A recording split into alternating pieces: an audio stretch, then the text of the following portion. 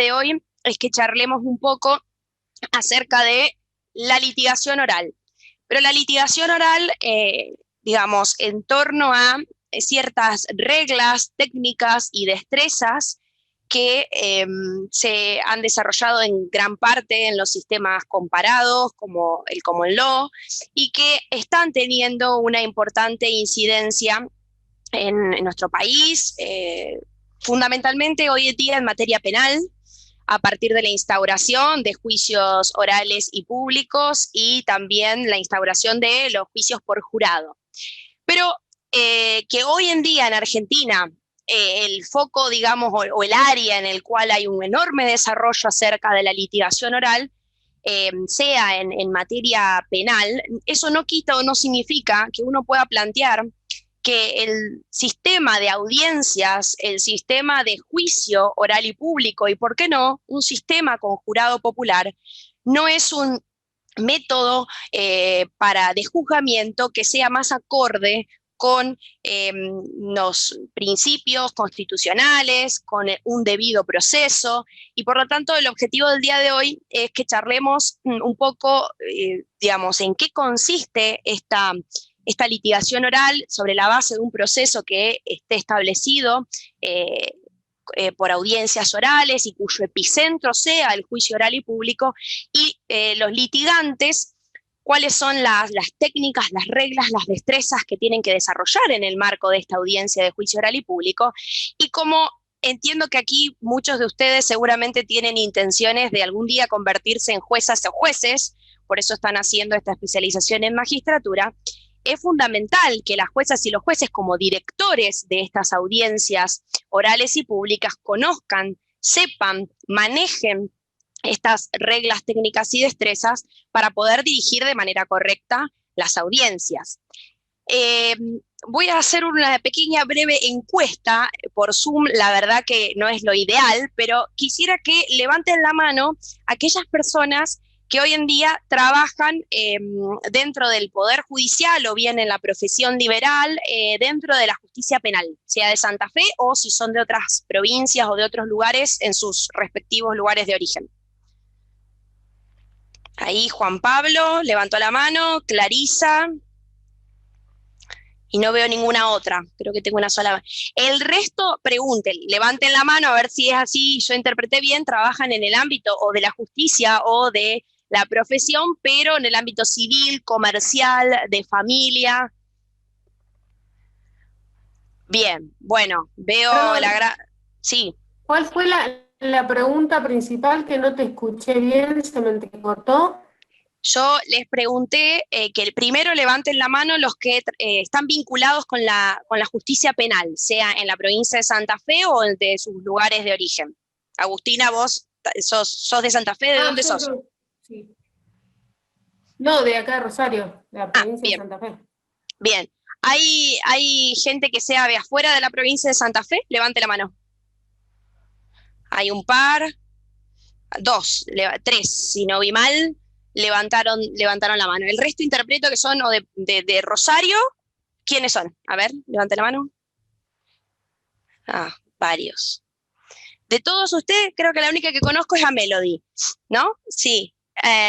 ¿Cómo andás, Melody? Bueno, veo entonces que tenemos poca gente o la minoría, digamos, si se quiere, que viene del mundo penal y la mayoría que viene del mundo no penal.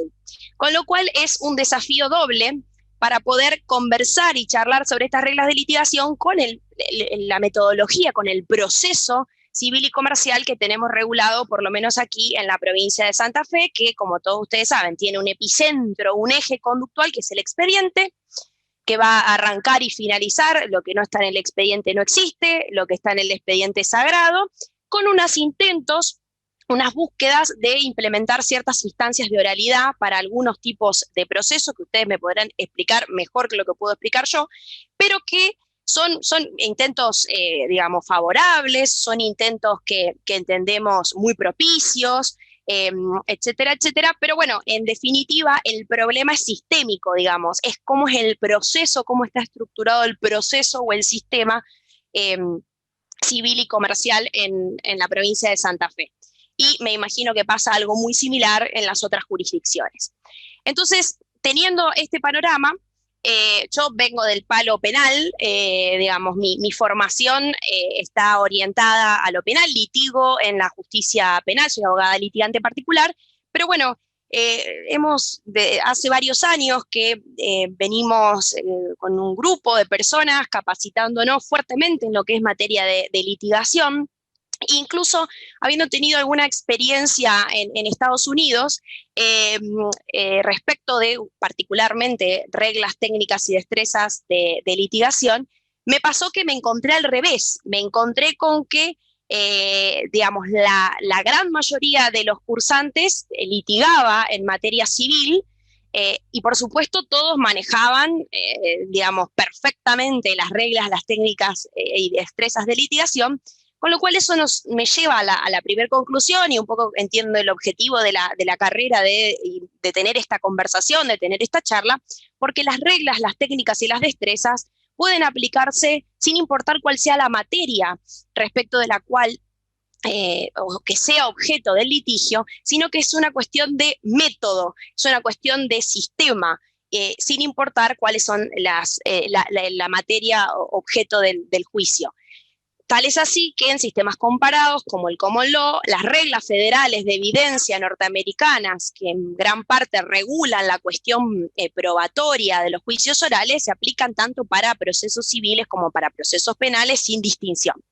Entonces, el objetivo de la clase de hoy es primero hacer una breve introducción de cómo entendemos nosotros que tendría que ser un ideal de debido proceso, muy sintéticamente, porque no es el objetivo central, pero hay que para poder entender las reglas, las técnicas y las destrezas, tenemos que entender desde qué visión, desde qué ángulo nosotros entendemos al proceso.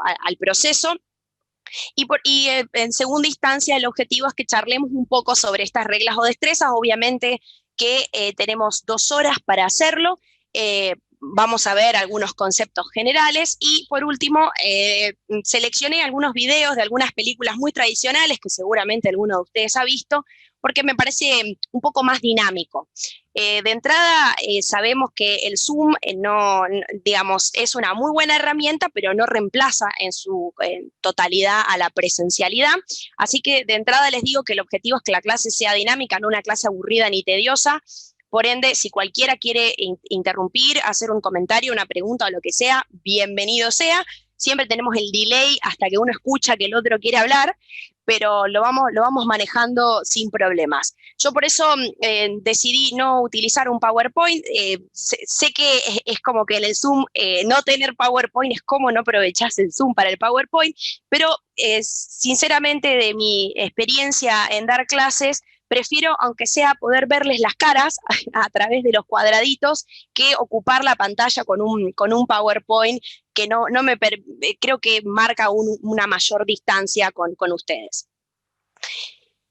Bien, esta introducción vamos a adentrarnos en que si nosotros tuviésemos que hablar acerca en el marco de qué tipo de proceso la litigación oral empieza a cobrar muchísima relevancia, tenemos que decir lo que sería en el marco de un juicio que tenga como epicentro la resolución de los conflictos que surjan entre las partes a través del método de audiencias. Es decir, que todas aquellas controversias que puedan suceder o suscitarse entre las partes sean resueltas en audiencias orales, en audiencias en donde el juez sea un juez imparcial e independiente, en el cual las partes le lleven al juez cuáles son sus pretensiones y cuál es el objeto de la controversia para que el juez pueda tomar determinadas decisiones. Eso dista mucho en general, lo que teníamos regulado, por ejemplo, en Santa Fe en materia de proceso penal hasta no hace tanto tiempo atrás, y desde mi opinión dista mucho de digamos, la regulación que trae el Código Procesal Civil y Comercial para el proceso. Yo tomé como base, o me parece súper interesante, ya que no litigo en materia civil y comercial, pero hay un libro que después les puedo pasar el dato, que es de acceso gratuito, que es un libro del CEJA, que es el Centro de Estudios Jurídicos para las Américas, un libro que escribió una autora que se llama Leticia Lorenzo, que es una jueza de Neuquén, que bueno, ha escrito mucho sobre cuestiones de litigación y también cuestiones de proceso penal, pero sobre todo en este libro, en este manual, han esbozado cómo sería una idea o un proyecto de proceso civil y comercial despojado de lo que seguro ustedes, la gran mayoría, están tan acostumbrados hasta cargar en valija por los tribunales, que es el famoso expediente. Entonces, esta idea o este esquema de nuevo proceso tendría como epicentro audiencias previas para discutir ciertas cuestiones que puedan suscitarse entre las partes, pero el epicentro del proceso estaría dado fundamentalmente por el juicio oral y público. Y la característica que tendría este juicio oral y público, como ahora sucede en materia penal, es, por supuesto, la oralidad, la concentración, es decir, todo el debate sobre el fondo de la cuestión se concentra en este juicio oral y público que tiene un comienzo y tiene una finalización, la inmediación, esta cercanía del juzgador con la prueba, con los testigos, con la evidencia documental o con la prueba material que se presenta en el proceso, la publicidad, también como un principio republicano de gobierno. La realidad es que hoy en día, y esta sí es una experiencia que tenemos en materia penal, tomo un hecho de la realidad que sucedió el día de ayer en Rosario. Ustedes saben que han asesinado a un concejal, quien fuera concejal Trasante. En el día de ayer se hizo la audiencia imputativa y los medios pudieron estar presentes, es decir, hay un contacto de la ciudadanía y conocimiento de la ciudadanía respecto de lo que sucede en los distintos procesos y en las salas de audiencia. Además, también sería importante que este proceso ideal centrado en el juicio oral y público también, tenga o respete la simplicidad, la simpleza, también incluso en los términos jurídicos. ¿Cuántas veces leemos sentencias de muchísimas páginas hablando en un lenguaje estrictamente técnico que si lo leyera cualquier otra persona lega realmente entendería la mitad? Y entonces nos preguntamos, ¿la justicia para quién es? ¿Para quién es? ¿Quién la entiende? ¿Quién la comprende? Bueno, esto también empieza a tener algunos cambios cuando el epicentro del proceso empieza a ser el juicio oral y público, donde la ciudadanía puede estar sentada en la sala de audiencia, donde los testigos declaran adelante de los jueces y un montón de cosas más que vamos a ir viendo. Por otra parte, también esto garantizaría una defensa material en el sentido del derecho a ser oído que pueden tener las partes, sea en una contienda civil y comercial, o bien como puede ser en el caso de la defensa material de una imputación penal. Y además, un principio que entiendo, algunos autores lo caracterizan como un principio procesal. Yo entiendo que es el epicentro de este sistema ideal que estamos hablando, regido por las audiencias y por el juicio oral, que es la buena fe procesal. El sistema oral de audiencias y de juicio oral expone de sobremanera a los litigantes. Uno como litigante ya no puede copiar y pegar en su oficina el escrito que va a presentar, los alegatos finales que va a hacer, armar el pliego de preguntas que le va a hacer a los testigos, la absolución de posiciones, sino que uno se ve expuesto como litigante en el marco de esta sala de audiencia a mostrar su trabajo, a mostrar cómo pretende convencer al juzgador del caso que está siendo traído a resolución. Entonces, este esquema lo que nos va a hacer es, yo sé que es difícil imaginar la vida sin un expediente. Yo sé que es difícil pensar que toda esa gran y enorme cantidad de papeles en este esquema, en el momento del juicio oral y público, desaparece completamente. Pero es posible. Lo vemos en la sede penal. Los jueces de juicio no tienen contacto previo con el legajo de investigación de la fiscalía. No existen las agujas y el hilo para coserlo.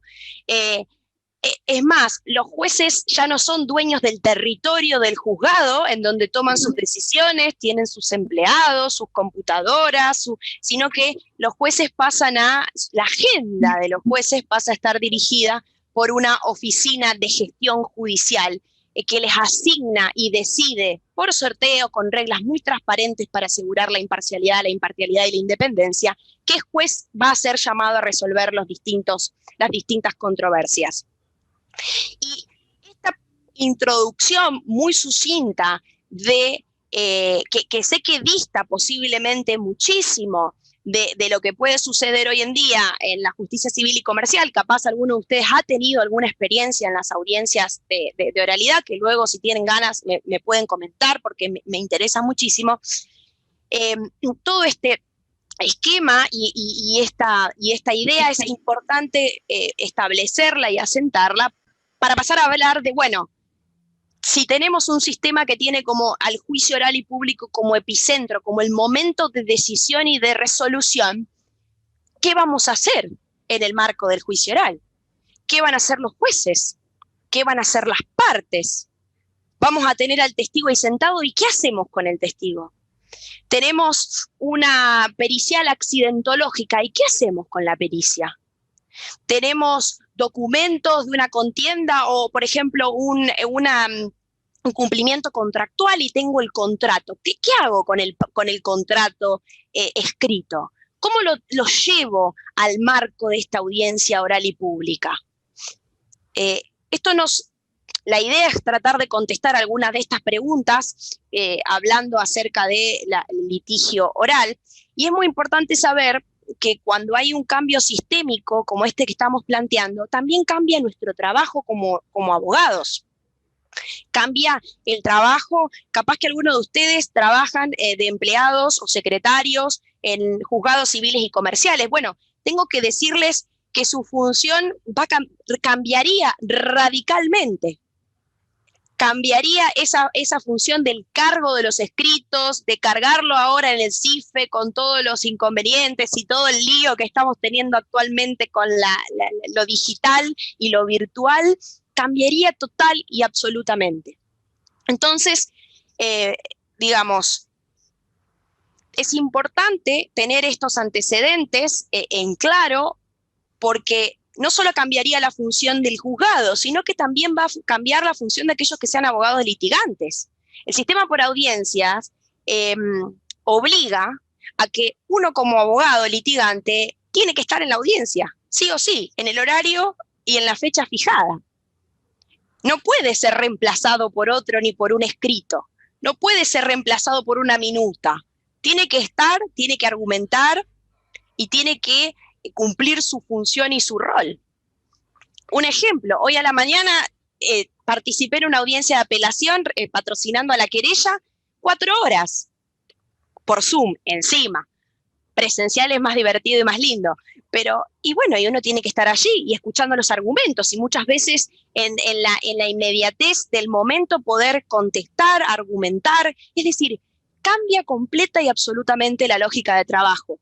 Ahora bien, con una experiencia como la que estamos teniendo en el sistema penal, por lo menos desde mi punto de vista y desde mi opinión, hay un cambio sustancial en la calidad de aquello que se lleva a debate y en la calidad de las resoluciones judiciales que se toman.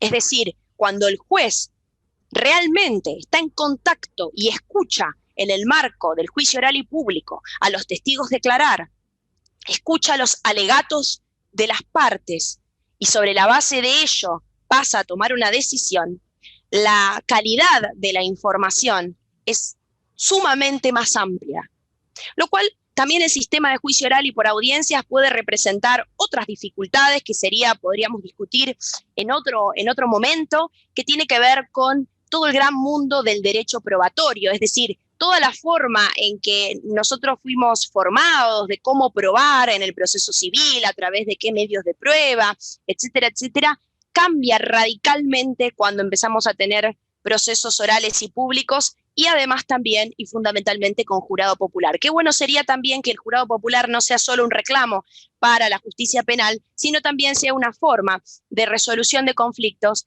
en materia civil y comercial y que también sea la ciudadanía la que tenga y tome esta activa participación en la justicia. Bueno, hasta acá, ¿cómo vamos? Háganme así, así o así. Si no les gusta, si están en desacuerdo, me gusta más para que podamos debatirlo. Bueno, Hecha esta introducción, tenemos que concentrarnos en el juicio oral y público. ¿Cómo se desarrolla? ¿Cuáles son los pasos fundamentales de un juicio oral y público? Alguien, primero, alguno de aquí, a ver si los veo. ¿Ha visto alguno? ¿Ha participado en alguno?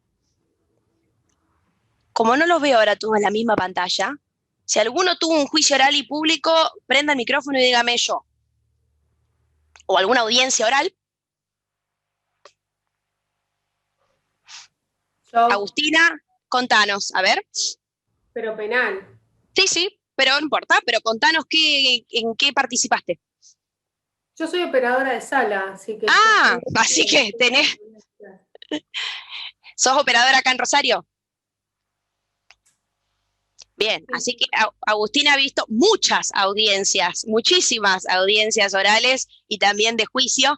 Posiblemente muchas de las cosas que yo diga hoy, Agustina me diga, che, pero eso en la realidad no se cumple. Bueno, obviamente que aquí vamos a tratar de hablar desde lo teórico, desde la construcción teórica. Obviamente que después llevarlo esto a la realidad o a la práctica siempre tiene sus dificultades.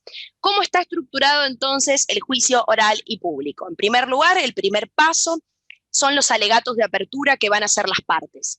Y aquí hay un punto sumamente importante.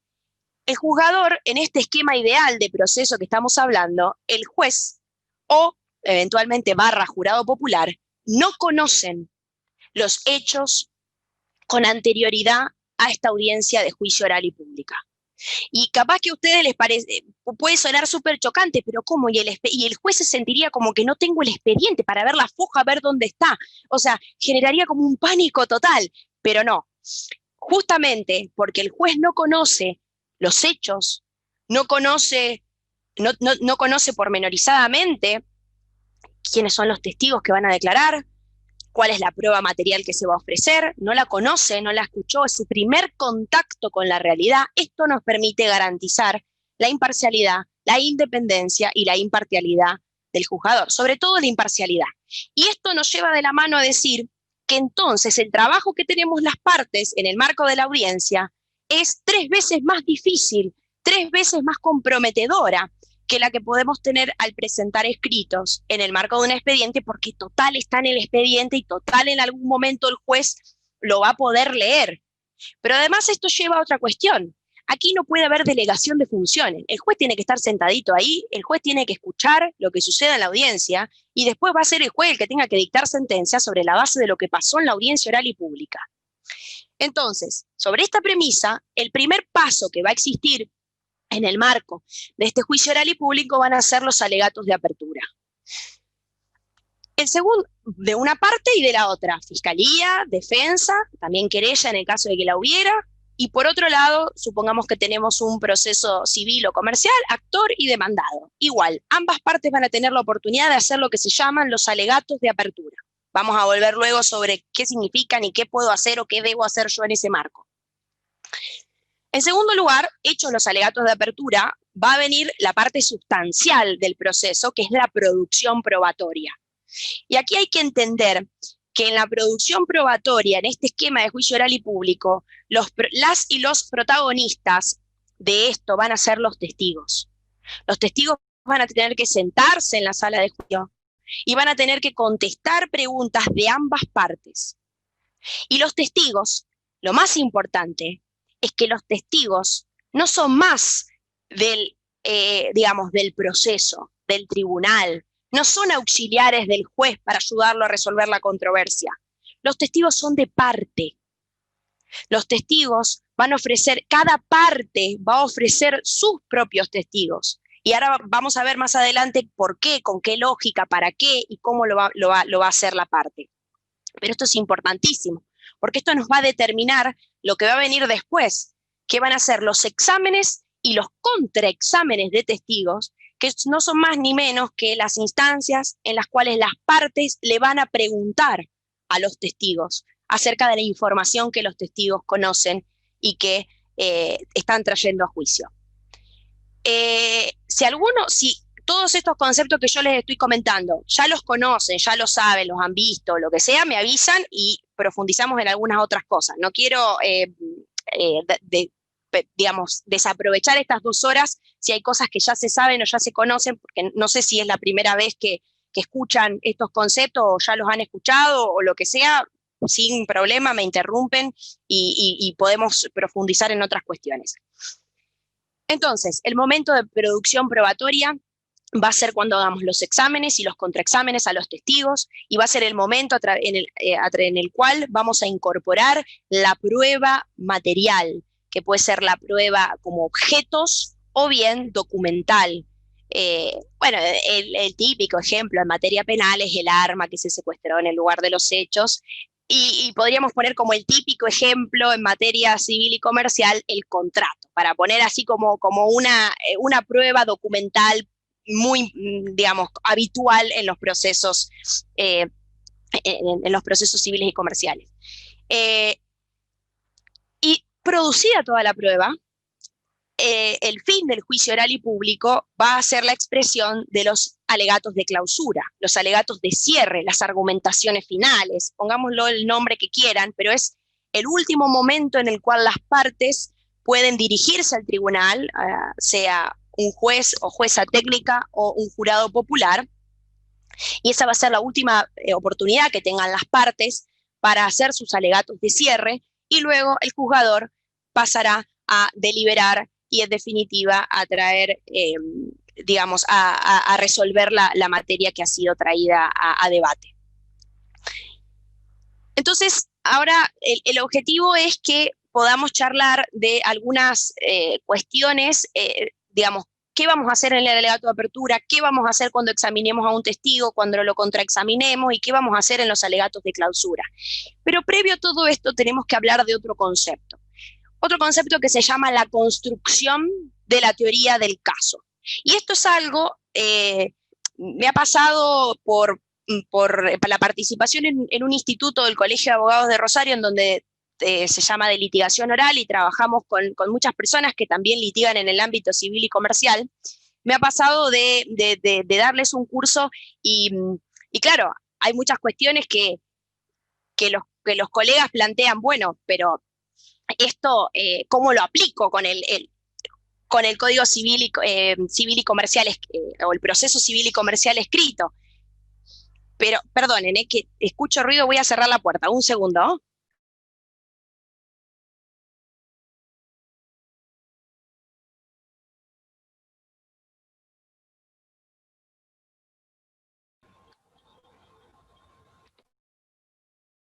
Ahí estamos, disculpen la interrupción técnica. Les estaba diciendo, estaba hablando sobre esta cuestión de cómo podemos aplicar estos conceptos para un litigio civil y comercial. Y bueno, y lo que yo les decía, que para mí una de las herramientas más importantes que ya pueden empezar a aplicar, digamos, es la construcción de la teoría del caso. ¿Y qué es la construcción de una teoría del caso? A ver, ¿a alguno se le ocurre? ¿Sabe qué es? ¿Ha leído algo al respecto?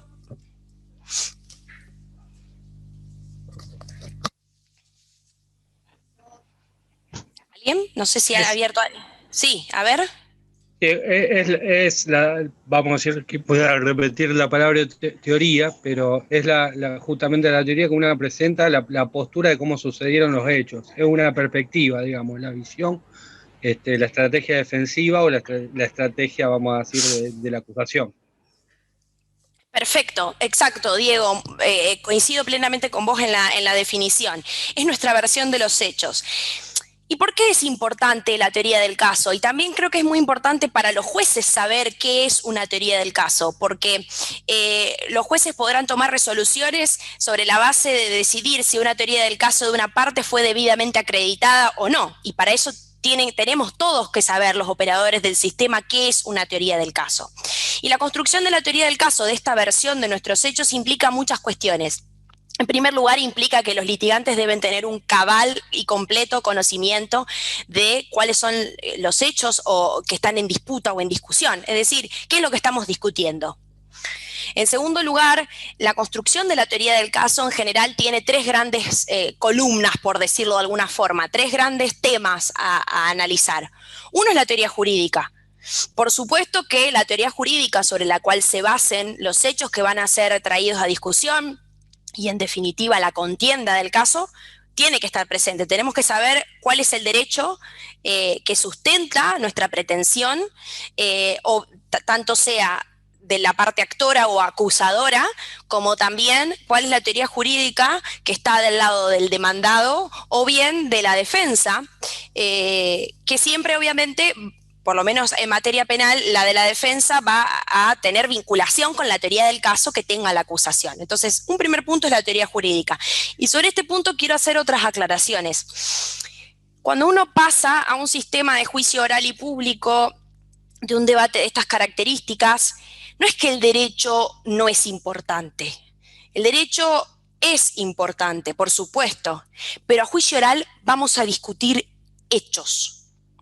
Vamos a discutir, no vamos a irnos en debates de doctrinarios jurídicos, sino que al juicio oral tenemos que ir a discutir hechos. Y que por supuesto esos hechos van a ser el anclaje para la teoría jurídica que yo quiero sostener y por lo tanto pretendo que se haga lugar a mi pretensión. Pero es sustancial que cambiemos un poco el chip que tenemos todos de que podemos hacer en cada uno de nuestros escritos grandes tratados jurídicos y no realmente ir a discutir hechos. ¿Y qué hechos vamos a ir a discutir? Los controvertidos. Si en un conflicto entre dos partes hay puntos sobre los cuales las partes tienen acuerdo, ¿para qué lo vamos a discutir? Si no está en controversia, si eso no está en discusión. Entonces, es muy importante cuando yo construyo mi teoría del caso, identificar qué puntos tengo en controversia con mi contraparte y qué puntos no tengo. Y los directores del debate, los jueces, también tienen que tener eso en claro, porque tienen que tener en claro sobre qué puntos tienen que decidir, sobre qué puntos ustedes ven que hay desacuerdo entre las partes, y por lo tanto van a tener que valorar la prueba para ver a quién le asignan la razón, si a una o a otra. Entonces, cuando yo voy a armar mi teoría del caso, tengo que tener en claro la teoría jurídica, tengo que tener en clara la teoría fáctica, es decir, construir mi caso a partir de los hechos, de afirmaciones, de proposiciones fácticas, de afirmaciones de hechos de lo que sucedió en este caso o está en controversia en este caso. Porque sobre la base de esos, y cada uno de esos hechos que yo desgrano del conflicto que estoy analizando, los voy a vincular con el aspecto de la teoría jurídica que cada uno de esos hechos viene a corroborar. Y además, no solamente cuando yo analice los hechos de mi caso tengo que tener en cuenta cuáles hechos son no controvertidos y por lo tanto no tiene ni sentido que yo me gaste en discutirlo porque mi contraparte no los va a controvertir y por lo tanto no va a ser materia de discusión, sino que además tengo que ver y corroborar si cada uno de mis hechos, hacer lo que se llama test de superposición, si cada uno de mis hechos es fuerte o débil. ¿Y cómo sé si es fuerte o débil? Sé si es fuerte o débil porque me pongo a pensar si hay una versión distinta de este hecho que yo estoy sosteniendo, tan posible y tan plausible como el hecho que yo estoy afirmando. Entonces, armar esta columna de la teoría del caso es sumamente importante, porque armar la teoría del caso me va a permitir tomar una innumerable cantidad de decisiones estratégicas desde el inicio de una contienda judicial hasta el momento en el que yo llegue al juicio oral y público. Y la otra columna de mi teoría del caso es lo que se denomina la teoría probatoria. Es decir, ¿con qué prueba yo voy a sostener determinado hecho que en definitiva, si se tiene por probado ese hecho, satisface el requisito de la teoría jurídica? Entonces, construir mi teoría del caso desde el principio de una contienda, sea una investigación penal, sea cuando el cliente llega al estudio de los litigantes y les comenta cuál es su problema, cuál es su conflicto de índole civil, comercial, el que sea, es muy importante construir esto. Y es importante que los jueces, al momento, cuando ellos tomen conocimiento en el juicio oral y público de cuáles son los hechos del caso, puedan, al momento de sentenciar, determinar si la teoría del caso que presentó cada una de las partes ha sido acreditada o no ha sido acreditada. Es decir, si las pruebas han logrado acreditar los hechos que las partes han afirmado como que sucedieron de determinada manera, para en definitiva aplicar la teoría jurídica. Por lo tanto, armar la teoría del caso es una cuestión estratégica, es una cuestión que nos permite tomar decisiones, es una cuestión que podemos empezar a implementar los litigantes hoy mismo. Es decir, en cada uno de nuestros casos, hacer una tablita en el Excel y poner cuál es la teoría jurídica, cuáles son los artículos del código que están involucrados, dentro de la teoría fáctica, cuáles son los hechos del caso que estamos discutiendo aquí, hecho por hecho, y la teoría probatoria es cuáles son las pruebas que yo tengo para acreditar cada uno de esos hechos. Si yo tengo en claro eso, puedo tomar muchas decisiones. Puedo tomar decisiones que tienen que ver con, por ejemplo, demandar o no demandar, presentar la demanda o no presentarla, porque cuando voy a presentar la demanda lo tengo que hacer pensando eventualmente en cómo lo voy a probar. O sea, yo tengo que tener una visión y para eso tengo que tener una teoría del caso. Litigantes de la vida, de la profesión, por ejemplo, si nosotros vamos a hacer una denuncia penal, yo tengo que tener en clara cuál es mi teoría del caso para presentar la denuncia penal, y si me quiero constituir como querellante, incluso ver cuál va a ser mi orientación de lo que yo voy a aportar a la investigación penal. También me va a poder tener en claro la teoría del caso, me permitirá, por ejemplo, en una contienda civil y comercial, ver si no me conviene intentar llegar a un arreglo. Es decir, si no me conviene finalizar el proceso antes, y también en materia penal. Para los que no hacen penal tenemos el procedimiento abreviado, tenemos muchas cuestiones dentro del proceso penal que pueden implicar negociación con la fiscalía o bien con la víctima. Es decir, puedo tomar muchas decisiones. Y además hay una cuestión fundamental que tampoco, bueno, entiendo que la oralidad que se ha intentado implementar aquí en Santa Fe apunta al hecho de que haya una especie de audiencia antes de la audiencia en sí, en donde se discuta la prueba ofrecida y en definitiva se decida cuáles pruebas se van a producir luego en la audiencia en sí, la audiencia de juicio en sí. Bueno, en el sistema penal lo tenemos, se llama audiencia preliminar. Y ahí en la audiencia preliminar, ¿qué discutimos? Y le decimos al juez, mire, señor juez, yo estoy acusando a esta persona por el delito de robo. Los hechos fueron de esta forma. Y yo quiero que en el juicio declaren estos 5 testigos. ¿Y sabe por qué quiero que declaren estos 5 testigos? Porque estos 5 testigos van a demostrar tal cosa, tal otra, van a demostrar cómo sucedió en sí la mecánica del hecho, van a demostrar por qué yo digo que el imputado es el que cometió el hecho, y entonces necesito tener una teoría del caso para poder afirmar eso.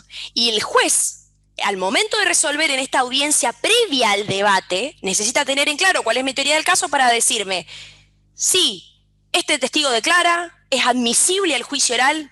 No, esto no va porque no sirve y no tiene nada que ver con lo que usted está discutiendo. Entonces, saber armar la teoría del caso. Creo que hay, perdón, Luisina Huerta, la admito, porque me parece que está esperando, ahí está, ya que soy también host, la admito. Entonces, aprender a construir mi teoría del caso no solamente es algo importante desde el punto de vista de los litigantes, porque son los litigantes los que le van a tener que explicar a los jueces en diferentes instancias cuál es su teoría del caso, y los jueces van a tener que decir, ah, bien, su teoría del caso tiene lógica, avance, vaya a juicio oral. No, mire, la teoría del caso que usted me está trayendo no tiene ni pies ni cabeza. Los 20 testigos que usted quiere ofrecer para el juicio oral y público, la verdad, no van a servir para nada, o no tienen relevancia o pertinencia con los hechos del debate. Entonces estos testigos se quedan afuera. En definitiva y en conclusión, la teoría del caso es algo fundamental en la construcción de un litigio estratégico. Hasta acá, así, hablo muy rápido, hablo bien, porque tiendo a hablar rápido, Les digo, no sé, creo que con nadie han tenido no he tenido ninguna audiencia con nadie, pero tiendo a hablar rápido, es un defecto. Bueno, por ahora veo bien, ahí, gracias Lorena, me hace así, muy bien. Bueno, entonces, hecha esta aclaración de la construcción de la teoría del caso, vamos a charlar un poco de los alegatos de apertura. Los alegatos de apertura tienen una función sustancial en el juicio oral y público.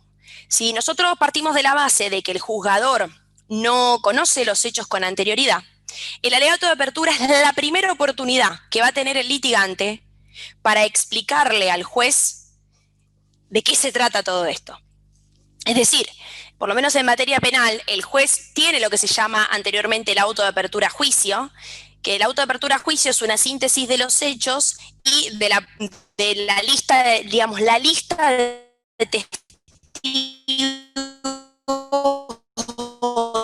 de prueba que se va a producir en el medio del debate. Pero la realidad es que eso así solito, por sí solo, no explica nada. Entonces, el alegato de apertura, como litigante, le tengo que explicar, muy importante, que va a diferenciar los alegatos de apertura de los alegatos de clausura. A ver, ¿me escuchan bien? Porque ahí me pareció conexión inestable, pero ¿vamos bien? ¿Sí? ¿Ahora?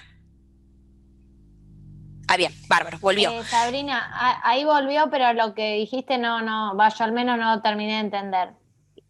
Bien, les estaba diciendo, estábamos hablando de que el alegato de apertura es la instancia en la cual el litigante le va a explicar al juzgador cuál es su versión de los hechos y, en definitiva, cuáles son los hechos que vamos a venir a discutir a este juicio, pero con una característica muy, muy, muy importante, que es que no es el momento de argumentar.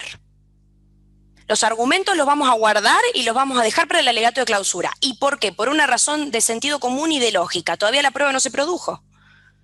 No podemos explicarle al juez sobre algo que el juez no escuchó, o no vio, o no percibió. Entonces, nosotros le vamos a decir al juez en este alegato cuáles son los hechos de acuerdo a nuestra versión, de acuerdo a cómo consideramos que sucedieron, para que el juez tenga un mapa, una guía.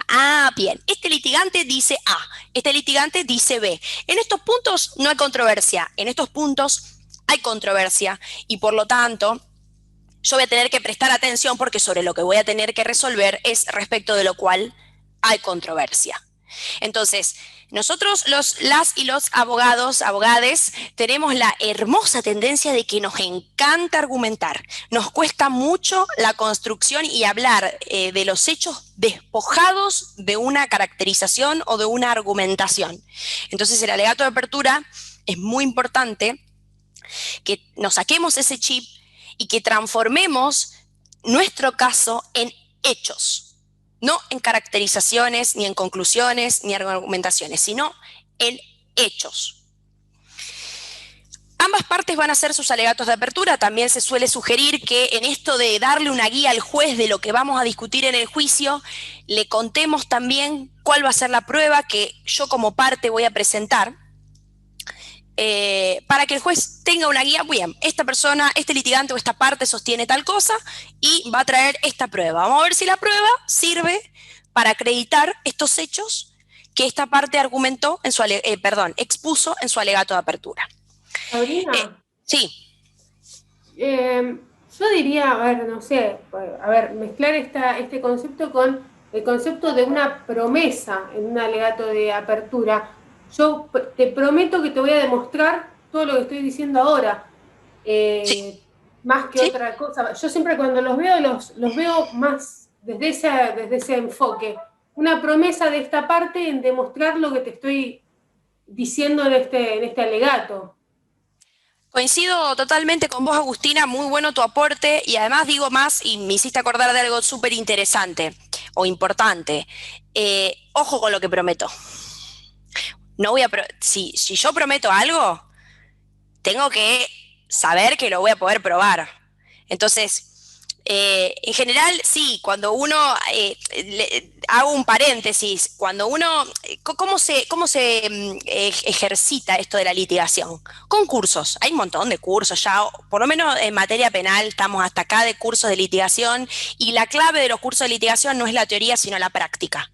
Entonces siempre cuando uno hace la práctica de todas estas destrezas, los docentes siempre corrigen, bueno, pero uno tiene que decir en el alegato de apertura, demostraremos, probaremos, vendrá a declarar y dirá, pero tenemos que tener mucho cuidado porque, claro, ¿qué está en juego aquí? Nuestra credibilidad como litigantes. Piensen ustedes como jueces, colóquense un momento en ese rol y piensen qué pensarían de un litigante que promete un montón de cosas que después no cumple. Le van a tirar con todo por la cabeza. No vas a venir a hablar acá a mi sala de audiencia a decirme un montón de cosas que no vas a cumplir. Entonces, muy bueno el aporte de Agustina sobre que el alegato es una explicación de la versión de los hechos y una promesa de lo que como parte voy a acreditar a lo largo del juicio. Bueno, y acá empezamos, terminados los alegatos, primero una parte, después otra parte, así el juez, los jueces o el juzgador escucha las dos campanas, va a venir el momento de la producción, a ver, no, Karina, que prendan las cámaras, chiques, prendan las cámaras, así nos vemos, eso dice la coordinadora. La entiendo porque me pasa en el posgrado de penal que me cuesta también que prendan las cámaras. Bueno, entonces, terminada estos alegatos de apertura, vamos a pasar ahora a lo jugoso, a lo realmente importante que es la producción probatoria. Y aquí tenemos el examen de testigos y el contraexamen de testigos. ¿Y por qué hago esta diferenciación? Porque nosotros tenemos que entender que cuando la parte construye la teoría del caso, cuando la parte ofrece la prueba para el juicio oral, va a ofrecer aquellos testigos o aquella prueba documental o material que sea conteste con la versión de los hechos que por supuesto la parte sostiene. Es decir, yo voy a ofrecer para el juicio oral a los testigos que yo entiendo, que conozco, fundamentalmente sé lo que esos testigos saben. No los voy a ofrecer a ciegas, porque justamente esto es un punto muy diferente del sistema por ahí escrito y con expediente. ¿Cuántas veces le ha pasado que ustedes ofrecen prueba en el juicio y no tienen ni idea de lo que va a venir a decir el testigo? Y capaz después viene el testigo y dice cualquier cosa y ustedes dicen, ¿para qué lo ofrecí? Seguramente les ha pasado. He tenido muy poquísima experiencia en materia civil, en casos muy aislados, pero y vos decías, uy, ¿por qué no averigüé antes qué era lo que este testigo sabía? Bueno, entonces, cuando yo llego a una instancia de juicio oral y público, que es el final de un desarrollo, yo ofrezco un testigo porque sé lo que ese testigo va a venir a decir, pero no porque lo fabriqué, le dicté lo que tenía que decir, le metí el chip en la cabeza de cómo tenía que contestar. Eso es una visión patológica de lo que puede suceder en un juicio oral. Aquí mi trabajo como litigante es ofrecer a un testigo que yo ya le tomé algún tipo de declaración antes para saber lo que el testigo sabía y que además yo lo preparé en el buen sentido de la palabra preparar al testigo. O sea, yo me reuní con el testigo y le dije, señor testigo, yo lo voy a ofrecer para un juicio oral. Usted se va a tener que sentar ahí en el banquillo de los testigos, le van a tomar juramento, usted tiene que decir la verdad porque es lo que corresponde. Yo le voy a hacer preguntas y también mi contraparte le va a hacer preguntas. Y usted tiene que contestar esas preguntas. De toda la información que usted me contó, que usted sabe vinculada con este hecho, yo voy a hacer hincapié en esto. Y mi forma de hacer preguntas va a ser de esta manera, que es lo que vamos a charlar ahora. Y mi contraparte le va a hacer preguntas de otra manera, que es lo que se va a hacer en el contraexamen de testigos. Hoy en día, en la justicia penal, ofrecer un testigo para el juicio sin prepararlo es como un pecado. No existe. O sea, o sería de un muy mal litigante hacer eso.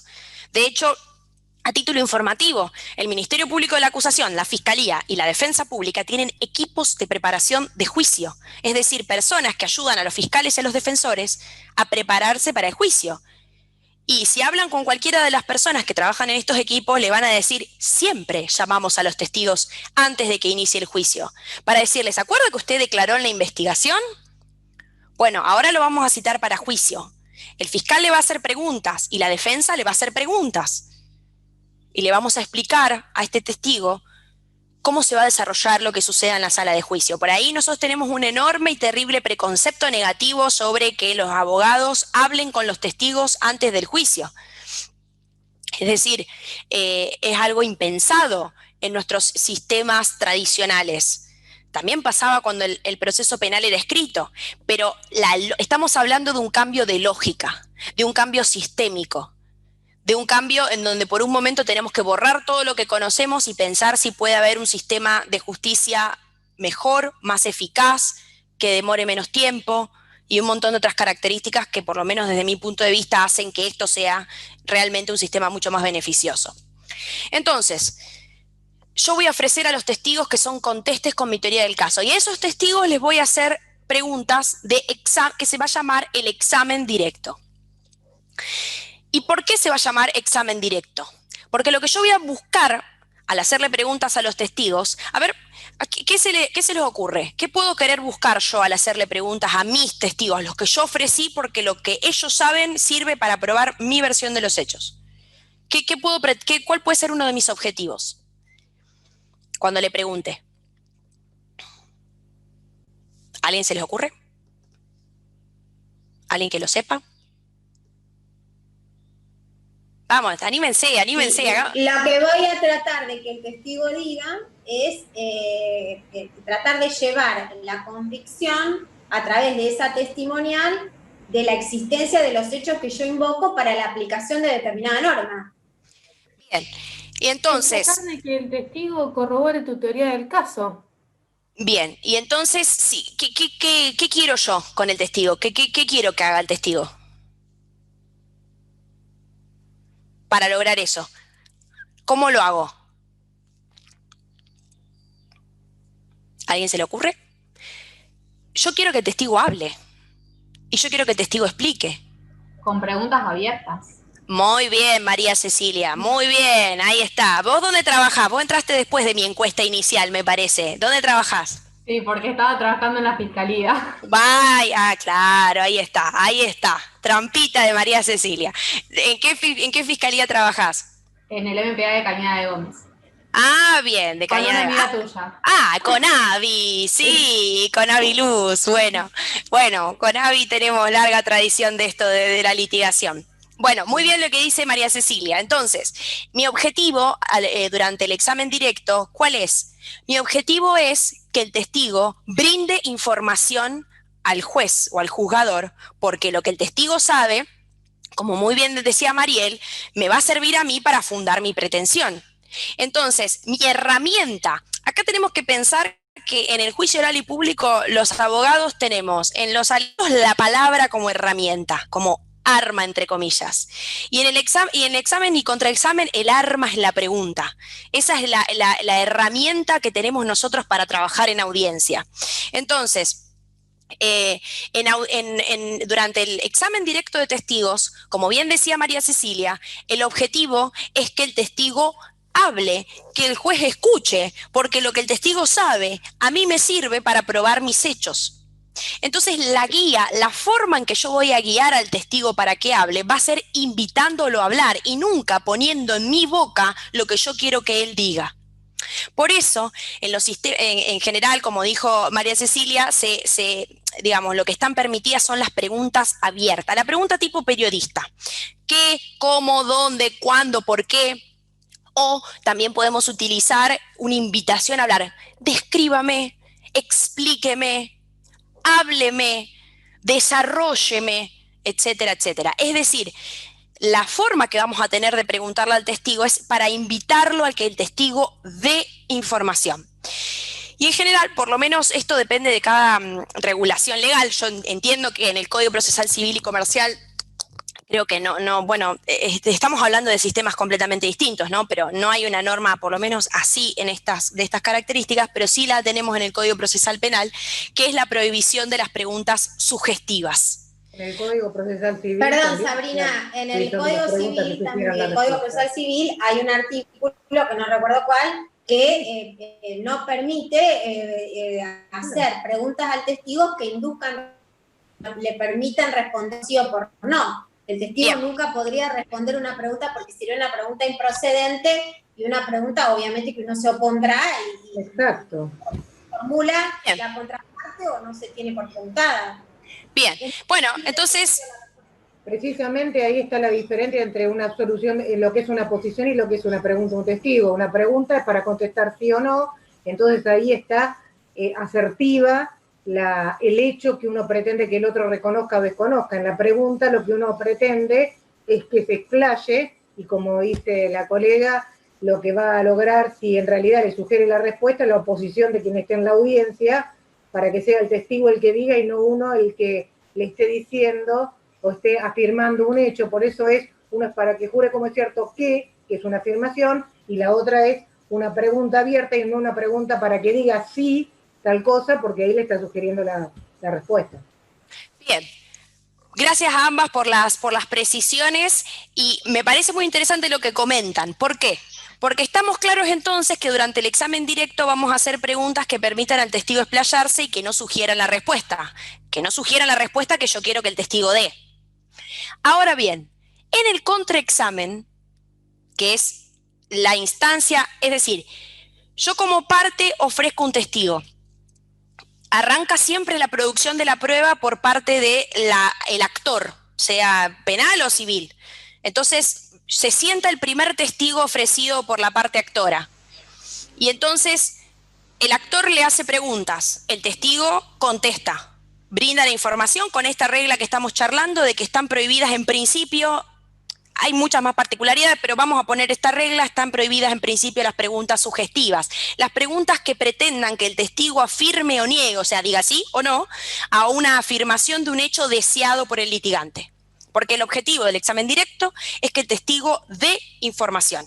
Y además, a mí como litigante lo que me interesa es que el testigo hable, más que me diga que sí o que no a mí, sino que demuestre lo que él sabe y por qué yo lo ofrecí para probar los hechos de mi caso. Terminado el examen directo, viene a continuación el contraexamen, que va a ser mi contraparte de ese testigo. Y aquí entramos en el mundo, si se quiere, del contraexamen, que no es ni más ni menos que el ejercicio de derecho a la confrontación. Hay un punto, en general, digamos, nosotros, o muchas de las garantías constitucionales están pensadas para los procesos penales, los derechos que tiene el imputado, fundamentalmente, por ejemplo, el derecho de controlar la prueba de cargo, que sería poder ejercer el contraexamen de los testigos de la Fiscalía. Tiene reconocimiento en los tratados internacionales de derechos humanos, reconocimiento constitucional, pero no tenemos que pensar a la confrontación o la contradicción solamente como un derecho constitucional del imputado.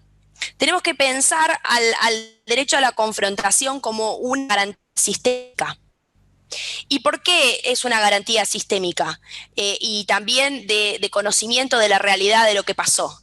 Porque esa información que ingresó al juicio, a la sala de audiencia a partir del examen directo de testigos, va a ser de mucha más calidad para refundar una sentencia si la contraparte la confrontó. Si la contraparte la pudo confrontar con otras versiones de esos hechos, o bien con ciertas circunstancias que pongan en duda la credibilidad del testigo, o bien porque se pueda poner en tela de juicio aquello que el testigo dice que vio por sus condiciones de percepción, o que uno pueda contrarrestar esas afirmaciones de hechos por los vínculos que pueda tener el testigo con alguna de las partes o con el caso. Es decir, si yo tengo esa información y la información esa la dejás ingresar sin ningún control, claro, obviamente es la información que está presentando la parte para la cual esa información es útil a su teoría del caso. Tiene que venir el tamiz de la contradicción, de la confrontación ejercida por la contraparte para atravesar esa información que se acaba de escuchar en la sala de juicio y, en definitiva, que la resolución que se tome sobre la cual se base esa información sea de mejor calidad. Entonces ahí vamos a usar las reglas de la absolución de posiciones. Entonces ahí la estrella del contraexamen es justamente la pregunta sugestiva.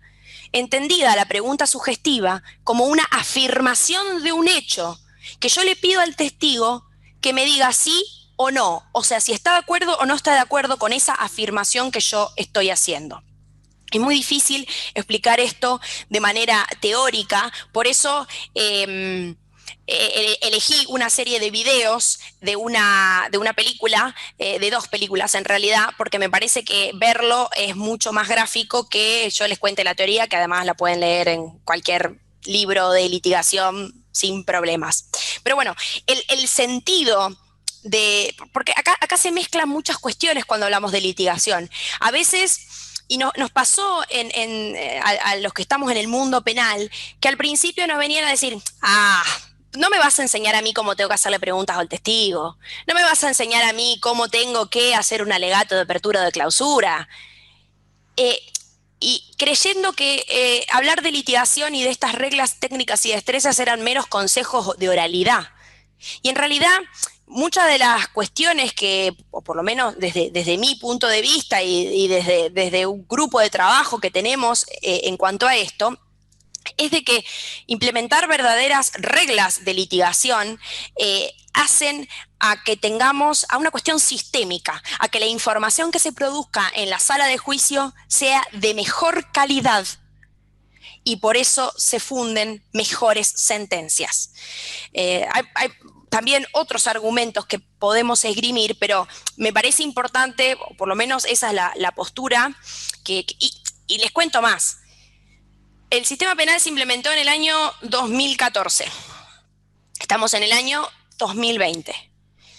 Hoy en día en el sistema penal es difícil encontrar algún operador del sistema, sea juez, sea fiscal, defensor, querellante, que no haya por lo menos hecho un curso de litigación mínimo y que además no intente o no busque aplicar las reglas de litigación en el marco de la audiencia oral y pública.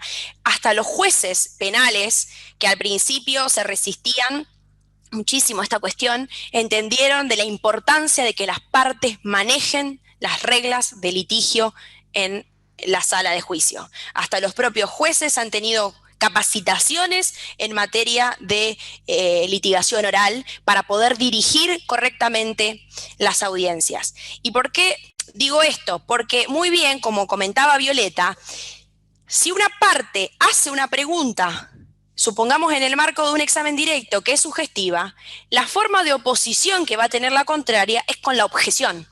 Eso que hemos visto en tantas películas norteamericanas y que gritan y saltan, objeción, su señoría. Bueno, esa es la forma de control que tienen las partes respecto de una de la otra para evitar que o sea una pregunta incorrecta. ¿Incorrecta en qué sentido? ¿Y por qué esto de la pregunta sugestiva no en el examen directo? Porque tiene una razón de ser, no es solamente porque no me gustan las preguntas sugestivas, sino porque el litigante introduce la información que debería decir el testigo. Muy bien, Ramiro. Vos te veo cara conocida, me parece que nos conocemos. Fiz de litigación en la facultad, en el grado. Bien, ahí está, muy bien. Bueno, a ver, entonces explícalo, Ramiro. Trae a colación tus conocimientos de litigación, a ver cuánto aprendiste en la materia. Volví a decir el problema que surge que si introduce por preguntas sugestivas o cerradas, es que en definitiva el litigante introduce la propuesta fáctica y no el testigo a través de lo que él pudo vivenciar. Entonces ahí se pueden generar diversas cuestiones que la contraparte no va a poder manejar ni siquiera. Por eso se busca a través de objeciones frenar que se produzcan esas preguntas o que el testigo conteste esas preguntas. Bien. Básicamente que toda la información que se introduzca en el juicio lo tienen que introducir los testigos, o sea, la parte no lo puede introducir, si no estaríamos con vestigios del sistema anterior y eso es lo que se intenta evitar. Sin embargo, todo queda muy al criterio de la contraparte, que si se comió la objeción se introdujo y no se puede desintroducir después porque ya se escuchó, ya está dicho. Así que bien. Si se tarde la objeción ya pasó. Exacto, muy buenos los aportes de Agustina y de Ramiro. Y voy a agregar una razón más a la que ellos dijeron. ¿Por qué es preocupante o por qué cuando se regulan estas reglas de litigio se evita que la información la introduzca el litigante? Porque el litigante está entrevistando, o está haciéndole preguntas en el examen directo a un testigo que él ofreció, o sea, su parte ofreció. Es un testigo, si podríamos, amigo, entre comillas, es un testigo ameno, favorable para mi parte. Si yo incorporo toda la información que el testigo yo sé que sabe a través de mis afirmaciones, pidiéndolo a él que diga que sí o que no, lo más probable es que como es un testigo más favorable a mi parte, él me diga todo que sí. Entonces, la pregunta es, ¿realmente el testigo está contestando porque es sí o está contestando porque yo soy el abogado, la abogada que le ofrecí y porque yo le estoy haciendo preguntas y porque sabe que yo lo ofrecí para mi parte? Entonces, es una cuestión de calidad de información. Siempre en el examen directo y también cualquier litigante preferiría que la información la incorpore el testigo y no el litigante a través de las preguntas. Cosas distintas en el contraexamen, porque yo en el contraexamen tengo un testigo que es hostil a mi teoría del caso.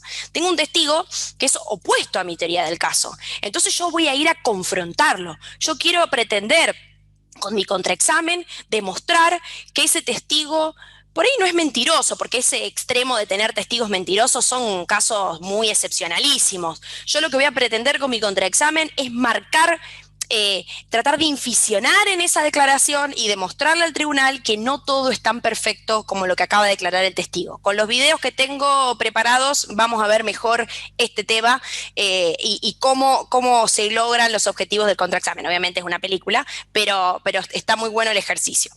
Quiero hacer una pregunta, por favor. Sí, Violeta. De los juicios penales. Si una parte pregunta en el examen directo y hace una pregunta cerrada, digamos, y la contraparte no se opone, esa incorporación que se hizo, el juez la valora de alguna manera diferente, si no da, como sería en el ámbito civil, si no explicita y da la razón de sus dichos, o esa incorporación que se produjo de esa manera es valorada de la misma forma que si hubiera sido por un examen directo y hubiera habido oposición, o hubiera habido oposición de la otra parte y le hubiera dicho, bueno, formúlela como corresponde, se hace en un ámbito civil, ¿no? Formule la pregunta como corresponde y el testigo se hubiera explayado sobre eso. ¿Qué pasa con esa información y con lo que el juez ve? Bueno, en primer lugar, tu pregunta es muy interesante y también no es de tan fácil respuesta porque depende mucho de cada caso. La realidad es que no tenemos que entender que la sugestividad en las preguntas es una prohibición absoluta y tajante, porque por esto apunto, lo que hiere la calidad de la información es preguntar esperando la respuesta deseada. O sea, cuando yo me meto a hacer preguntas sugestivas durante el examen directo de aquellas porciones de información muy, muy, muy relevantes para los hechos del caso. Entonces, aquí te puedo dar, por lo menos de mi opinión, dos respuestas posibles. La primera, si yo tengo un juez técnico, si yo como abogado de litigante, por ejemplo, objeté, y el juez no me hizo lugar a la objeción, me tengo que callar la boca y dejar que el abogado siga haciendo preguntas sugestivas, lo cual no quita que yo en mi alegato de clausura no pueda argumentar sobre eso y decir, a ver, ¿qué credibilidad le vamos a dar a un testigo que solamente respondió guiado por las preguntas del abogado? Eso no es prueba, eso no es prueba, porque, digamos, solo contestó que sí o que no a porciones de información, pero por sí mismo no aportó ninguna información. Y además, si tuviésemos un juez técnico, es decir, yo creo de que como abogado litigante, primero tengo que estar atento y buscar objetar la pregunta. Si no lo hago, el juez no va a hacer el trabajo por mí. El juez no va a hacer el trabajo por mí. Está bien, el juez no hace el trabajo por mí, pero lo valora como incorporado al proceso, aun cuando fuera por una pregunta por sí o por no. Bueno, yo entiendo allí de que el juez sí puede hacer... Si este juez es muy técnico y tiene en cuenta que debiera haberse hecho de otra manera, a lo mejor lo valora de una forma distinta. Exacto. Y esto viene a la segunda respuesta que te quería dar, porque acá el gran problema, o podríamos pensar que un problema importante puede darse cuando tengo jurado popular. Claro. Si uno analiza las instrucciones... porque en torno al jurado popular hay muchos, desde mi punto de vista, mitos. Y es creer que la gente va a resolver como quiere y va a escuchar todo y va a todo guiarse por su corazoncito de lo que cree que es verdad o no es verdad, o va a llorar, digamos, creo que hay mitos en torno al jurado. Pero tenemos que entender que el trabajo del jurado de deliberación no se hace... bueno, nos reunimos 12 y charlamos a ver qué opinamos del juicio. Se hace sobre la base de instrucciones. Se construyen las instrucciones. Y una de las instrucciones que está siempre presente cuando arranca el juicio y cuando termina el juicio es que la prueba es solo lo que dicen los testigos y no lo que manifiestan los abogados litigantes. Entonces, digamos, necesitamos de muchas partes necesitamos de todos los operadores para que esto funcione bien. Ahora, usemos también el sentido común. Si ustedes como jueces escuchan a un testigo, que es el testigo estrella de la parte actora, y ven que el testigo solamente responde cuando el abogado litigante le va guiando y haciéndole afirmaciones para que diga que sí o que no, todos podemos darnos cuenta que no es información de buena calidad, que no es lo mismo cuando el testigo se explaya y dice, yo le voy a explicar lo que sé, yo voy a relatar lo que vi, lo que escuché, lo que percibí con mis sentidos. Porque acá, ¿qué pasa? Al ser el epicentro del juicio oral y público, la prueba testimonial, y entro ahora en otro tema, porque quiero llegar a que veamos los videos y quiero llegar con el tiempo para las 5:30, es cómo metemos en la sala de audiencia entonces los documentos o la prueba material. ¿Y cómo lo vamos a hacer? A través de un testigo. ¿Y a través de qué testigo? A través de un testigo idóneo para incorporar esa prueba en el marco de la audiencia. No es que va a entrar caminando el documento, o no es que el litigante le va a decir, tome señor juez, acá tiene estos documentos. No. Es que yo voy a necesitar un testigo a través del cual, siguiendo una serie de pasos que podríamos decir están como estandarizados, son como que los que se enseñan en todos los cursos de litigación, aunque podría no ser la única opción. Yo voy a acreditar esa prueba documental a través de un testigo. Doy un ejemplo. Supongamos que yo quiero incorporar a un juicio el contrato. Estamos en una discusión de un incumplimiento contractual. Entonces, de lo que dice el contrato, obviamente, entiendo yo que deviene sustancial. Es decir, incorporar como prueba documental ese contrato firmado entre las partes deviene sustancial. Entonces, yo voy a tener, por ejemplo, que yo sea la parte actora, y la parte actora es uno de los firmantes de ese contrato. Entonces, la parte actora, es decir, mi cliente, que va a declarar como testigo, no a través de la confesional como tienen regulado o como está regulado actualmente en el Código Procesal Civil y Comercial, sino que va a declarar como testigo, que va a dar juramento y que va a responder mis preguntas de examen directo, es un testigo idóneo que puede dar razón, que puede explicar, que puede acreditar las condiciones en que ese contrato se firmó, por qué se firmó ese contrato, cómo conoció a la otra parte del contrato, y un montón de cuestiones más que van a permitirme, en el marco de su examen directo, que yo haga el proceso de incorporación de ese documento como prueba documental, y que en definitiva, a partir del testimonio de esta persona, yo pueda utilizar ese contrato en la sala de audiencia en el sentido de que puedo ahondar sobre las cláusulas contractuales con el declarante, o puedo luego argumentar en el alegato de clausura sobre ese contrato. Y en definitiva, ese contrato va a cobrar vida, si se quiere, en la sala de audiencia, como puede cobrar vida un arma homicida. El arma homicida no va a entrar solita en una bolsita con la cadena de custodia y nada más. Yo voy a traer un testigo idóneo que me pueda hablar de por qué yo afirmo que ese arma es la que se encontró específicamente en el lugar de los hechos y cómo llega a esta sala de juicio. Es decir, la incorporación de la prueba material, documental, cobra vida a partir y a través de lo que digan las partes. Perdón, de lo que diga el testigo. No las partes, justamente, el testigo, los testigos. Un testigo idóneo para incorporar esta prueba.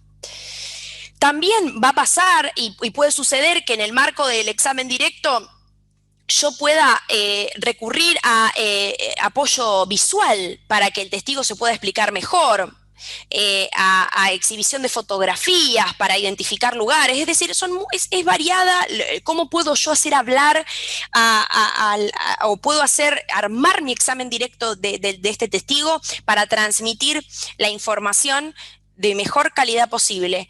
Y otra cosa que también es muy importante, de manera persuasiva. Porque yo estoy casi convencida que si uno repasara todos los expedientes civiles y otrora los penales, que ni les cuento, o sea, millones, digamos, de lo que era el sistema anterior, ¿cuánta cantidad de hojas realmente valían la pena que estuviesen? Y sobre todo los escritos judiciales que hacemos los abogados, porque tenemos que hacernos cargo de que nos encanta escribir, de que nos encanta copiar y pegar, pero ¿cuánto de eso realmente alguna vez se leyó? Bueno, como tampoco sabemos cuánto de eso alguna vez se leyó o si alguien lo leyó, tenemos que ser conscientes que el tiempo de atención que puede existir en una sala de juicio también es limitado. Y si yo no logro presentar la información de manera concisa, de manera persuasiva, de manera creíble, voy a perder la atención. Yo sé que en algún momento de esta charla ustedes van a dejar de escucharme, porque llevamos ya casi 1 hora y media hablando. Entonces, la atención es limitada.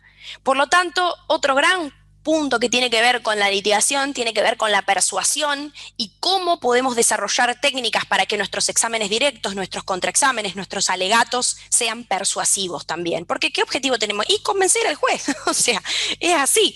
Yo quiero convencer al juez porque tengo argumentos sólidos para que el juez me dé la razón. Es tan sencillo como eso. Entonces nos lleva esto al último estadio, habiendo producido toda la prueba, los exámenes directos, los contraexámenes, incorporada la prueba material o documental. Habría millones de cosas más que podríamos charlar, pero voy a tratar de ir al grano, insisto, porque les quiero mostrar los videos. Vamos a llegar al final del juicio. El final del juicio es el momento en el que tengo que hacer los alegatos de clausura, los alegatos de cierre. A ver, ayúdeme alguno de ustedes a contarme o decirme qué son los alegatos de clausura o qué se imaginan que son los alegatos de clausura. Sabrina, hay algo que quería decir a lo que vino la pregunta de Violeta, que me parece importante, porque ella preguntó si uno se come la objeción, ¿el juez qué hace? Primero que si te comes la objeción, de última, en el peor de los casos, tenés siempre el alegato de clausura para hacer notar que el testigo no introdujo nada y que todo lo introdujo la parte, por ejemplo. Y después, bueno, también está el juez y la sana crítica, que puede no decir nada porque no es su trabajo meterse en la tarea de las partes, pero lo puede tener en cuenta eso también, de ver cómo preguntó. También en lo que es presencial, vos ves si el testigo a quién está mirando cuando responde, si el testigo, los gestos, todas las caras, todo eso en la presencialidad también son cosas que se tienen en cuenta. Sí, eso es la famosa inmediación de la que hablábamos al principio, que lo da la audiencia ininterrumpida o continuada de un juicio oral y público de principio a fin. Bueno, entonces, estábamos con la pregunta que había hecho, no me olvidé. ¿Quién me quiere contar más o menos o qué se imagina que es un alegato de clausura? Capaz que esto es lo más parecido, o sea, en este punto puede ser muy similar a lo que ya existe en el sistema que tenemos actualmente. Alguno que me diga, aunque me diga lo que dice, lo que tienen que hacer en un proceso civil y comercial, cuando terminan la causa. Valorar la prueba producida. Es el momento en que uno valora la prueba producida y termina concluyendo si los hechos invocados y la prueba producida llevan como resultado la convicción del juez de la existencia de los hechos, tratando obviamente de concluir que sí. O sea. Muy bien, exacto, excelente, Mariel, eso. Con la única diferencia que acá lo vamos a hacer de manera oral. Lo vamos a hacer de manera oral y además se suele decir que el alegato de clausura es el borrador de sentencia que le hacemos al juez. Si el juez compra, en el buen sentido de la palabra comprar, ¿no?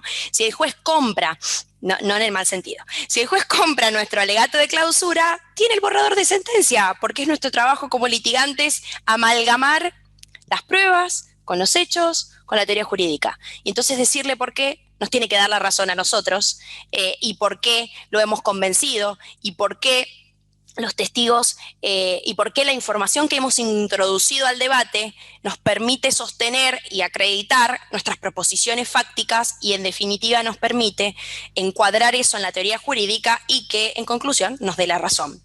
Entonces, este es el punto en el que yo creo de que más podemos estar entrenados, digamos, los litigantes, y también creo de que desde el punto de vista de los jueces, también es en lo que ya pueden estar más entrenados, nada más que ahora lo ven por escrito y que en el marco de un juicio oral y público lo escucharán de manera oral. Y por eso no sé si alguno de todos ustedes es juez o jueza, no sé si alguno actualmente ocupa ese cargo, pero me imagino que debe pasar cuando les presenta alguna de las partes un alegato de clausura de, no sé, 200 páginas, por ejemplo, así como que dice, uy, tengo que leer todo esto. Bueno, justamente puede pasar lo mismo si yo hago un alegato de clausura excesivo durante la audiencia, y esto se vincula o se relaciona con la persuasión y con la importancia de poder transmitir de manera concreta, concisa y puntual cómo probé estos hechos que eran los controvertidos de mi caso. Entonces yo creo que podemos podemos mejorar sustancialmente nuestra calidad de litigio de entrada si nos ponemos de acuerdo en qué es lo que vamos a ir a discutir a juicio. Y todas aquellas cuestiones que no son objeto de controversia, despojarlas de debate, porque si no perdemos el doble o el triple de tiempo. Ahora se está desarrollando en la justicia penal un juicio. Llevan ya creo que un mes, no sé Agustina si te ha tocado a vos estar, hay como imputado como 11 policías, no sé, es una cosa, es terrible. Lo he escuchado por colegas que están asistiendo a la fiscalía y a la defensa, y era un juicio en donde empezaron ofreciendo 300 testigos cada parte. O sea, imagínense lo que es este juicio. Y bueno, ¿qué pasa? Por ahí, por un defecto de no litigar bien lo preliminar y despojar todo aquello que no genera controversia, sobre la marcha del juicio todo el tiempo la Oficina de Gestión Judicial, que es la que organiza, hace la logística, por decirlo de alguna manera, para que a la misma hora, en el mismo lugar, estén todas las partes en una sala de audiencia, y con pandemia, o sea, y con riesgo COVID, constantemente van por ahí acordando ciertas cuestiones y desistiendo testigos que nunca tendrían que haber sido ofrecidos, porque había cuestiones sobre las que no había discusión o no se iban a discutir en el juicio. Entonces, ¿qué quiero decir con esto? Y a modo de cierre para pasar a ver los videos. Quiero decir de que cambiar el chip y pasar a realmente tener un sistema por audiencias, en donde en las audiencias llevemos nuestras controversias, en donde un juez imparcial e independiente escuche y resuelva, y que en definitiva todas estas audiencias previas me hagan llegar a mí al epicentro de lo que tiene que ser el proceso, que tiene que ser el juicio oral y público, en donde cada parte tenga muy en claro qué es lo que va a discutir, qué testigos va a ofrecer, para qué va a ofrecer cada uno de los testigos, y que tenga que llegar al juicio y al debate total y absolutamente preparado para esa tarea. Seguro, no sé si hay alguna otra persona que es operadora de la Oficina de Gestión Judicial, pero seguro Agustina, si ha presenciado o ha operado en juicios orales, debe haber visto millones de casos en los cuales los litigantes no llegan preparados a el juicio oral y público, no tienen exámenes directos correctamente preparados, no tienen contraexámenes correctamente preparados, porque al juicio oral no se va a improvisar, al juicio oral no se va a investigar, al juicio oral se va a probar. Y cambiar este chip y entender esto requiere, bueno, de un cambio cultural, sistémico, requiere de que todas y todos nos capacitemos. Yo creo que es una capacitación constante que nunca se acaba, nunca se termina, y también hay algo que a mí me llama mucho la atención, y aún teniendo un sistema penal y litigando en un sistema penal donde supuestamente tenemos que resolver nuestras controversias en audiencia, me sucede que a veces digo, hay como una mano negra que pretende o que busca que volver al escriturismo. Hay como a veces una situación de transformar en discusiones escritas aquello que tiene que ser discutido en una audiencia oral y pública. Cambiar esto, cambiar esta metodología, cambiar esta cultura lleva mucho tiempo. Tenemos la experiencia del cambio del sistema penal, que no fue fácil, fue un camino muy largo. El Código Nuevo se sancionó en el 2006 y se aplicó en el año 2014 con un montón de cuestiones en el medio. Pero bueno, yo, por lo menos, mi objetivo de esta clase, más allá de este pantallazo muy general por las reglas de litigación, es que aunque sea dejarles el bichito de pensar, de replantear las prácticas habituales, de pensar si son operadores del sistema que trabajan en juzgados, o son jueces o secretarios, cómo estamos haciendo las prácticas, si no tenemos un sistema total y absolutamente burocratizado que está lejos de tener vinculación con la búsqueda, si se quiere y si existe, de una justicia para el caso. Y por ahí invito, a pesar de todas las críticas que tengo para el funcionamiento del sistema penal actualmente, que seguro tiene críticas y seguro tiene cosas por mejorar, pero los invito, ahora estamos un poco complicados con la pandemia, pero cuando esto pase, a que se acerquen al Centro de Justicia Penal, por ahí vean alguna audiencia, vean algún juicio oral, vean cómo se desarrollan, digamos, qué pasa, cómo se discute, cómo se debate. Me parece que ese es un poco el mensaje que quiero dejar. Y ahora sí, hasta acá llegó la parte teórica. Ahora vamos a lo lindo, a ver los videitos, porque ya deben estar cansados de escucharme. ¿Alguno me quiere hacer alguna pregunta, comentario, observación, crítica? Estoy abierta a todo. Yo lo que quería decir es lo siguiente.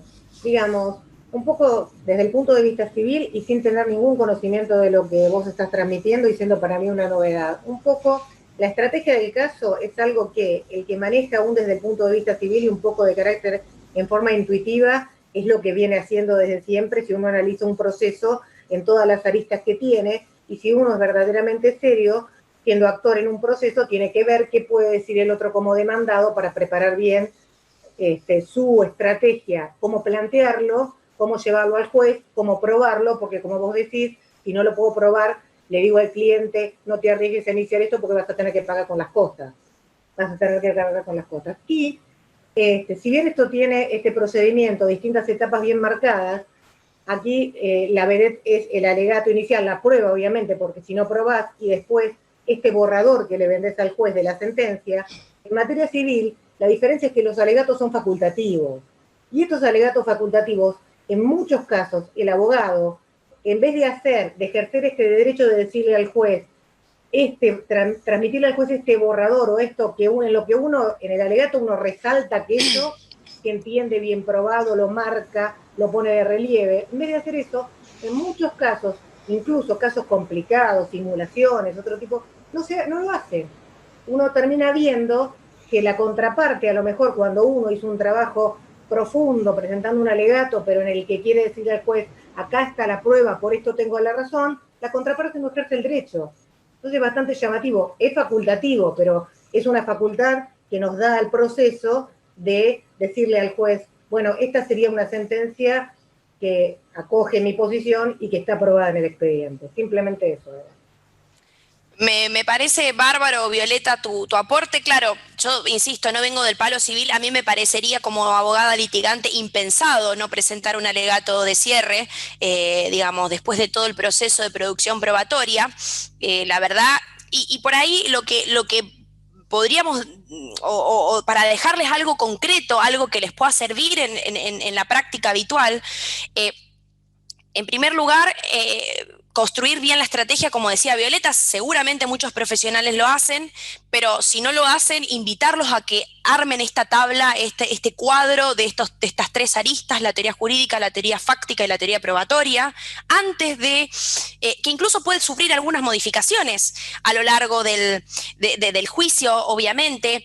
En segundo lugar, pueden intentar en las instancias que tengan con los testigos de aplicar, de buscar que los testigos brinden la mayor información posible de una forma estratégica, es decir, buscando realmente qué es lo que conocen los testigos sobre el caso, porque yo entiendo que en el proceso civil como está hoy, muchas veces uno se entera lo que sabe el testigo cuando es la testimonial, es decir, cuando se abre el pliego y le empiezan a preguntar, y también entiendo de que está mal visto de que el abogado se haya encontrado previamente con el testigo, pero bueno, ojalá que con el devenir del tiempo se entienda de que si yo voy a ir a un juicio oral y público, nunca voy a poder ofrecer un testigo que no sé lo que va a ir a decir a juicio. Y por otro lado, otra sugerencia, usando, por lo menos en las absoluciones de posiciones, cuando las preparen, cuando las armen, si en algún momento les toca estar del lado de los litigantes, tratar de construir esto de un hecho por pregunta, que tengo entendido que el Código Procesal Civil así lo dice, pero armarlo de manera, digamos, que logren de cierta forma tratar de contrarrestar la versión de los hechos de la parte que está absolviendo posiciones. Es decir, por ahí usar alguna de estas técnicas, tratar de aplicarlas a lo que existe. Los que estén trabajando en el marco de los juzgados, digamos, preguntarse o replantearse ciertas prácticas y ciertas formas de hacerlo. Si alguien es juez o secretario, ver la posibilidad de presenciar algunas testimoniales, como debería ser o como lo marca la ley y no sucede en la realidad, y ver si el tener más contacto con los hechos del caso no hace que tengan mejor conocimiento que después leer el expediente al final del proceso para dictar una sentencia. Ese es un poco el sentido y el fin de estos comentarios. Por supuesto que quedo a disposición para ampliar todo lo que pueda, para darles el material que quieran y bueno, si quieren seguir profundizando en cuestiones de litigación, tenemos muchos espacios de estudio y de preparación, como el Instituto de Litigación del Colegio de Abogados, que no es solamente para matriculados, sino que también está abierto y los invito. Ahora sí, ¿alguien más quiere hacer algún comentario? Si no, vamos a los videos. Bien. Bueno, yo preparé lo siguiente. Hay una película que se llama Mi primo Vini. ¿Alguien la vio? Una película vieja. Les voy a mostrar película. Violeta, vos la viste. Bueno, Mi primo Vini es un caso en el cual se acusa a dos chicos de haber entrado en un almacén y haber matado al dueño del almacén y haberse dado la fuga. Vamos a ver unos fragmentitos que yo seleccioné de, digamos, lo que sería el examen directo de la fiscalía y después el contra que le hace la defensa, que es un actor, bueno, muy... Recordemos que esto es en el marco de una película, pero son muy interesantes. Voy a empezar por...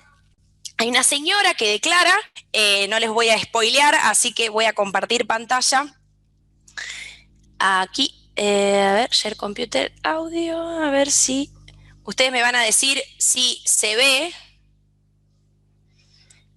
A ver, la veo Violeta. ¿Se ve así? Eso, bien. ¿Se ve Violeta? Bárbaro. Bueno, este es el señor que se ve acá es el fiscal, ¿sí?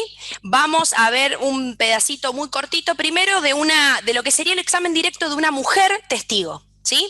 Yo pongo play, si no se escucha me avisan. The jury will please disregard counsel's entire opening statement. Bueno, obviamente es una película, pero ¿qué es lo interesante de lo que hace con este testigo? Primero vimos al primer abogado que preguntó cosas que no sabía y entonces terminó ratificando la versión de los hechos del testigo, porque los lentes eran para leer y no para ver de lejos. Y en segundo lugar, ¿qué es lo que hace después el otro abogado? Y el otro abogado primero, fíjense cómo establece alguna posibilidad, una posibilidad distinta, y es que hayan entrado esos dos, hayan salido, hayan entrado otros dos y hayan salido. Marca su versión de los hechos, es decir, que no fueron sus defendidos los que entraron y mataron, es que entraron a la tienda no está discutido, que compraron cosas no está discutido, que salieron en el auto verde no está discutido, pero lo que está en discusión es que ellos no le dispararon.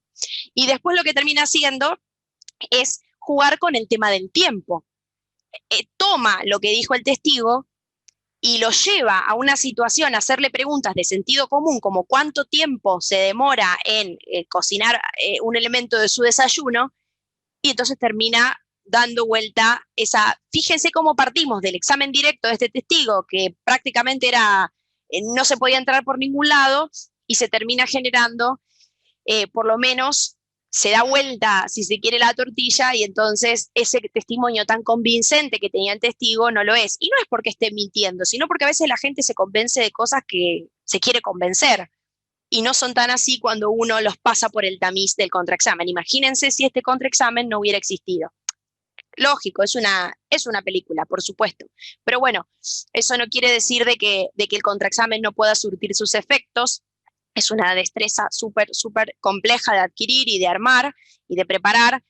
Tendríamos que dedicar mucho más tiempo a hablar sobre cómo construir estas preguntas sugestivas, digamos, y cómo hacerlas de un hecho por pregunta. Bueno, un montón de cuestiones técnicas, pero por lo menos quería que les quede este pantallazo de cómo serían las distintas instancias de juicio. Me quedaron pendientes porque nos quedan 2 minutos del horario, pasar unos alegatos de apertura. Si alguno vio la película Cuestión de Honor, y si no puede verla, cuando empieza el juicio, lo que les iba a mostrar eran los alegatos de apertura que hace el fiscal de esta corte marcial y la defensa, para que vean una forma muy concreta, muy precisa y muy práctica de cómo contar los hechos. Quedo a disposición si alguno más quiere hacer un comentario, una pregunta o lo que sea, y Karina, y 28, cumplí con el tiempo. ¿Alguien tiene alguna pregunta? El de cuestión de honor fue uno de los casos del año pasado de la teatralización, así que creo que lo tenemos bastante. El año pasado, en una de las materias, nosotros teatralizamos algunas películas y un grupo teatralizó cuestión de honor. Tenía que tener un alegato inicial, un alegato final, así que lo tenemos bastante claro. Los que estamos en segundo año. Los alumnos de segundo año cursaron estructura del discurso jurídico con Graciela Álvarez, y justo una de las películas fue Cuestión de Honor, que eligieron. Graciela Álvarez hizo un trabajo de investigación muy interesante, no sé si se los ha comentado, sobre cuando inició el sistema procesal penal, un trabajo de investigación en audiencias orales penales para ver cómo eran las expresiones, cómo se manejaban los litigantes, así que muy bueno que lo hayan podido hacer y también muy bueno lo de la teatralización. La realidad es que la única forma y la única manera de poder capacitarse, entrenarse, porque esto no es ninguna ciencia tampoco, es haciendo simulacros. Por eso en todos los cursos de litigación siempre hay una parte práctica, siempre hay un simulacro. A nivel de grado está la materia y hacemos un simulacro, hay concursos nacionales de litigación para los alumnos, vivimos de simulacro en simulacro con el fin de capacitarnos y después en el momento de la audiencia hacerlo bien. Bueno, y más allá de que la película que faltó fue Cuestión de Honor, fue un honor contar con la presencia de la doctora Superti, con lo didáctica, con lo entretenida de la clase y cómo nos transmite la pasión que tiene por el tema. Así que para mí, para la carrera, es un orgullo contar con la clase de la doctora Superti. Estimo que para ustedes también, para aquellos que no han escuchado hablar de litigación, para aquellos que sí están en el tema. Ha sido muy didáctico. Muchísimas gracias, Sabrina. Bueno, gracias, de verdad, gracias Karina por la oportunidad, gracias a todas y todos por participar, por hacer que no haya tanta distancia entre ustedes y mi persona a partir de esto que es la pantalla, lamentablemente, y ojalá que nos podamos encontrar de manera presencial en alguna otra instancia, para mí sería un gran placer. Bien, bueno, a todos y a todas, muchísimas gracias. Nos encontramos con los alumnos que cursan el área de Derecho Comercial a las 6 de la tarde y el área de Derecho Penal cursa el lunes. Recuerden que mañana sábado a las 10, en el marco de la asignatura Administración y Gestión Judicial, va a disertar el doctor Leonel González. Ahora, Sabrina, te mando, si podés y querés entrar el sábado, estás invitada, el link para que puedas acceder. Nos vemos en un ratito todos, todos y todas y todes. Chao.